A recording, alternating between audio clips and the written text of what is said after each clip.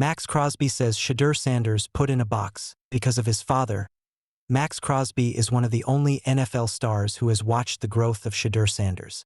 The Las Vegas Raiders defensive end and longtime friend of the Sanders family recently sat down with Johnny Manziel on the set of the Glory Days podcast. The two talked about Deion Sanders, and of those topics included Shedeur Sanders. Johnny Manziel might be the most beleaguered Browns QBs over the last 25 years.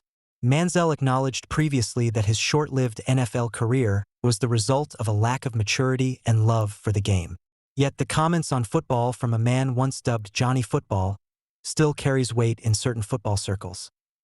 Crosby began the Shedeur segment describing his history with the Sanders family.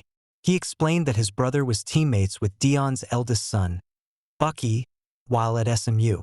Crosby first met Deion Sanders on a visit to his Dallas home long before he would make a name for himself in the NFL. During Shedeur's epic draft slide, Crosby detailed that Shedeur called him each day, joking that Shedeur would likely get drafted after Crosby did. Maxx Crosby was drafted 106th overall. When asked about the draft slide, Crosby suggested, "Because of who his dad is, people try to put him in a box."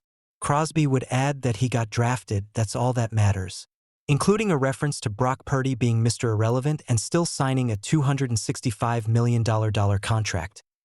"I'm wishing the best for him. I love the kid," said Crosby. "I've always had a great relationship with him, and I wish him the best." Manziel made it abundantly clear that he would not have handled Shedeur's draft situation anywhere near as well as Shedeur did. Manziel all but suggested that Shedeur deserves credit for how it was handled.